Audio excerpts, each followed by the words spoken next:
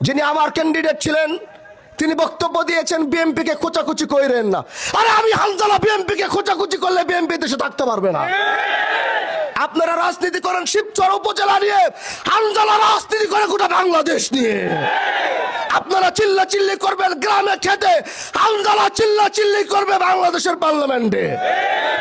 আমার চুপ করে থাকা মানে, বারবার বলছি, এটা কোনো দুর্বলতা নয়। আমি নতুনত্বের রাজনীতি চাই। আমি শিবচরের কোনো প্রতিহিংসা, আধিপত্যের রাজনীতি আগামীতে দেখতে চাই না।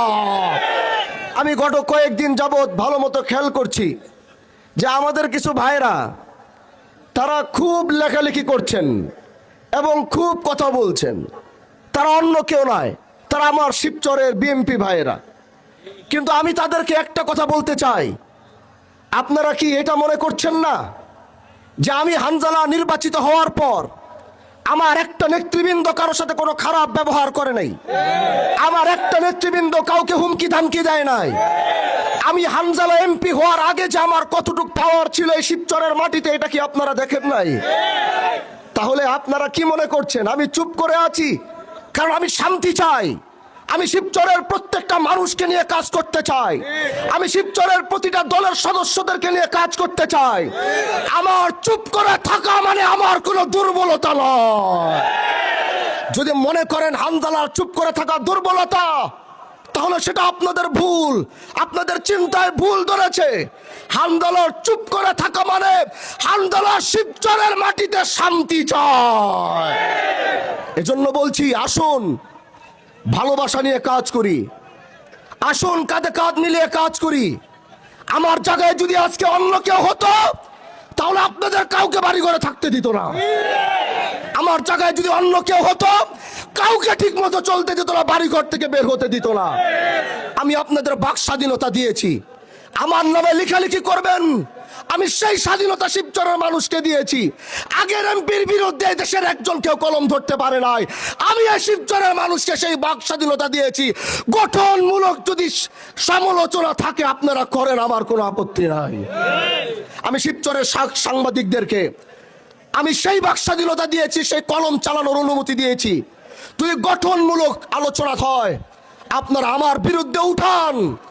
আমি জবাবদিহিতার মধ্যে থাকতে চাই, আমি জবাবদিহিতার বাইরে কোনো কাজ করতে চাই না। এজন্য প্রিয় ভাইরা আমার, আমরা সুন্দর একটি সমাজ চাই, ইনসাফ ভিত্তিক একটি সমাজ চাই। আমি এই দেশে অন্যায় অবিচার দুর্নীতি মুক্ত করতে চাই।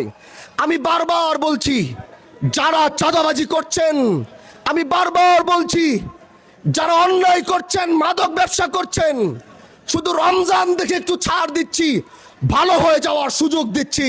কিন্তু মনে রাখতে হবে, ঈদের পরে চাঁদাবাজদের আগুন ধরিয়ে দিব আমি। একজন চাঁদাবাজ এই শিবচরের মাটিতে থাকতে পারবে না। বাস স্ট্যান্ডে নিজে গিয়েছি, বারবার সময় দিচ্ছি, সুযোগ দিচ্ছি। আমি সময় আর সুযোগ দেওয়ার কারণ হচ্ছে, আলহামদুলিল্লাহ নির্বাচিত হওয়ার পর এদেশের 50% মাদক ব্যবসায়ী আর চাঁদাবাজি কমে গেছে। হিন্দু ভাইরা আমার কাছে ওই দিন এসে আত্মত্যাগ আর খুশি নিয়ে বলেছে, ভাই স্বাধীনতার পর এত সুন্দর করে আমরা ব্যবসা করতে পারি নাই, আজ আপনি নির্বাচিত হওয়ার পরে মাথা উঁচু করে ব্যবসা বাণিজ্য করছি, চাঁদা চাওয়ার কেউ সাহস পাচ্ছে না। মাননীয় প্রধানমন্ত্রী জনাব তারেক রহমান সাহেবকে আমি বলবো, এই কথা আজকে আমি গ্রামে বলছি, আগামী কালকে পার্লামেন্টে দাঁড়িয়ে বলবো, আপনার নেতৃবৃন্দকে সামলান, এরা বিএনপির মান সম্মান ইজ্জত সব ডুবিয়ে দিবে। যদি কন্ট্রোল করতে না পারেন, তাহলে তারা আপনাদের আগামী রাস্তার উদ্যোগ করবে। যেই সুন্দর বাংলাদেশ গড়ার স্বপ্ন নিয়ে আপনারা নেমেছেন, এরা বাংলাদেশের সেই স্বপ্ন আপনাদেরকে পূরণ করতে না দিয়ে জাতির সামনে আপনাদেরকে ভুল প্রমাণ করবে। এজন্য কাঁধে কাঁধ মিলিয়ে আগামীর বাংলাদেশ, আগামীর শিবচর গড়ার জন্য প্রস্তুত আছি তো ইনশাআল্লাহ। আমরা নেতা নিয়ে চলি নাই, আমরা কর্মী নিয়ে চলেছি। আমাদের পাওয়ার কোনো নেতার মধ্যে ছিল না, আমরা সাধারণ জনগণ নিয়ে চলেছি। আর আমরা যে বিজয় হয়েছি, এটা সাধারণ জনগণ নিয়ে বিজয় হয়েছে, কোনো নেতা নিয়ে নয়। শিবচরের মাটিতে বড় বড় দলগুলো একসাথে হয়েছিল আমাদেরকে বৃদ্ধাঙ্গুল দেখানোর জন্য, কিন্তু শিবচরের মানুষ তাদেরকে বৃদ্ধাঙ্গুল দেখিয়েছে। তাহলে 32 বছরের রাজনীতি টাকার মাধ্যমে অর্জন করি নাই। 32 বছর আধিপত্যের রাজনীতি ভেঙে দিয়েছি। এটা কোনো টাকার মাধ্যমে নয়, এটা একমাত্র ভালোবাসার মাধ্যমে করেছি।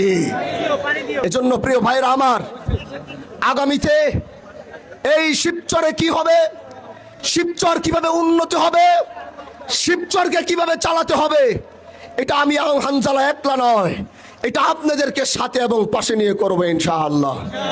সাথে থাকবেন তো?